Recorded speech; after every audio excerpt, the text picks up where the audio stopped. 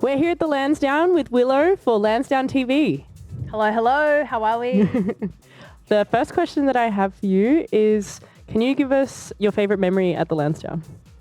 Okay, fave memory would probably be, it's a long time ago. I have many memories, but my favourite one was, I think, 2019, a gig for Girl Thing. Yep. And it was just a good time, you know. We had a good night, spent a lot of time in the smoking area. It was a classic. It was great. It was a good time. But I was actually here a few weeks ago as well for Freak Slug. And yeah, it's just great, you know. As an artist who's from Sydney and mostly performs here but also tours around, what's something that you'd like to see change in the scene here? I think less phones. Not too much. I mean, I love a good Instagram story. I think it's important to show you're outside. But just a little story and then pop your phone away. Yeah, pop it away. But also live your truth. Do you know what I mean? So I'm sort of like, you can do that, but yeah. So that would be the main thing. And yeah, just people getting amongst it more, you know, like just enjoying it, being present. Yeah. That would be the main thing for me, yeah. Your top 5 Sydney experiences, places to eat, things that you like doing. Okay. All right. So top 5 date spots. I'm going to say date spots. Okay, love it. These are my favorite places. Not saying I always go on dates. That's not I'm saying at all. But you know. I know a good date spot. So number 1, it's a recent spot for me, is Herbs. Okay. And like right in the city. Have you heard of Herbs? No. You're about to. We're about to go on we're going on a date there. I'm ready. Yeah, let's do it. So the main thing is they've got amazing popcorn there. Okay. And great cocktails, and you just like sit down and they write on the menu, and it's really fun. Is it a new spot? Yeah, I think they've just opened. Okay, but I it. went there before Chinese Laundry, before my set, and I talked about I was like, this popcorn is so good. And then when I left, they gave me like a few bags of popcorn, and then I just shoved like these bags of popcorn in my bag, and then I was just walking through Chinese Laundry, and they were just like there was a little trail, and I was like, you know, it's easy to find where you've gone. But anyway, the other ones are like P&V in Paddington's a really nice one, nice little wine bar. Cho San and Potts Point's another great one. Pellegrino 2000, went there for the first time a few weeks ago for my birthday. So good. Happy birthday. A date. Thank you. It was a date with myself, but yeah. That's a date. That's a real date. True. Actually, yeah. It's a birthday. No.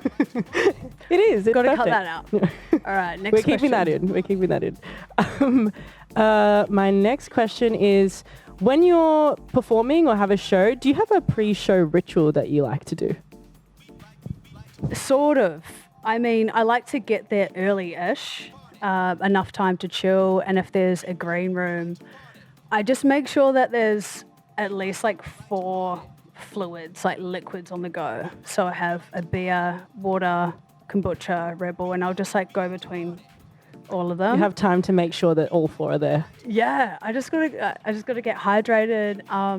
And yeah, I think just like finding the balance of enough chill time, but then also being around people to kind of like hype you up as well. So that would be the ritual, which isn't anything crazy, but no, just give me a glass of water. It seems to be working. Yes. So. And what about any tips to maintain your mental health whilst on tour on the road?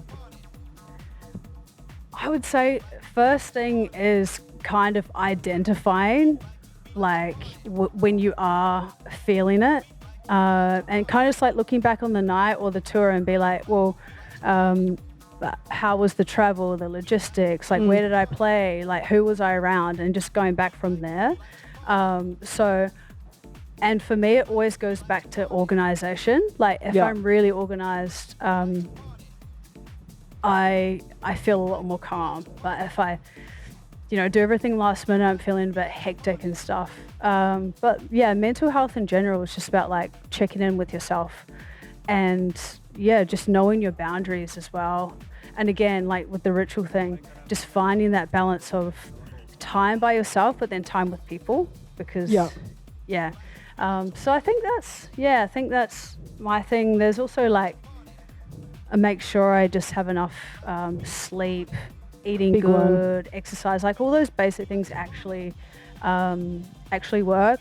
And also just like knowing that with big highs come big lows as well. Totally. You know, it's kind of like, oh, I've got this cool show, because that can happen too, because you're really looking forward to something and then like the show's over and the next day you're kind of like, oh, like what am I doing now? You know, you need like more time to just relax and just take it in. So yeah, I hope I answered that. No, for sure. And obviously you've toured big shows, small shows, everything in between. Yeah. How important do you find venues like the Lansdowne in supporting your art and also helping you emerge as an artist? The Lansdowne's great because I feel like it's a really nice space. Like it's small, but not too small. Like it's the right size. Like I actually played here probably like 6 years ago or something, 6 or 7 years ago. Yeah. It was really big for me at the time, but it wasn't crazy, you know? And the demographic is just so like large here. Yeah, There's totally. all, like different people that come through. And I think it's because they do like a lot of electronic and band stuff. But because of that, like the Lansdowne is just really like welcoming. And it's like, and I think that's cool because there's some places that just really push like a certain type of thing. Do you know what I mean? Yeah, like, there's a specific thing that they're promoting. Yeah, exactly. Whereas like here it's kind of welcoming and you never know what you're going to get. And I think like as a emerging artist, I think that's important to be kind of thrown in like, okay, you've got to deal with this crowd. Yeah. You know? They'll welcome you, but you don't know what you're going to get. So yeah, I think it's a great place and yeah. Love it. So I'm sure a lot of people would love to know a few artists that you have your eyes on or that you've been listening to lately. Yeah, there's heaps of artists that are doing really cool things at the moment. Artists that come to mind would be Ramaran. She's from Melbourne, amazing vocalist. We've wrote a few tracks together as well. Love it. So hopefully one day we'll have a collab that comes out, but all of her music's really, really sick. Another one is Hey Baby. She used to go under Abby Bellamé and was doing more indie pop stuff, but now she's kind of going down the electronic lane, which is so sick and I think works really well, and her music's amazing. And there's some other ones as well. Artists like Harry Hayes, Charlie Snell, all those guys are doing amazing stuff. Tom Santa. Like honestly, there's like heaps of people doing really cool stuff. Honestly, all the best music is coming out of Australia at the moment. So it's, I agree. It's super exciting, yeah. And also a question I'm interested in is, what do you think Sydney's best kept secret is? Best kept secret. Okay, sort of not a secret. That's so fun. And I feel like you're going to be on board with this.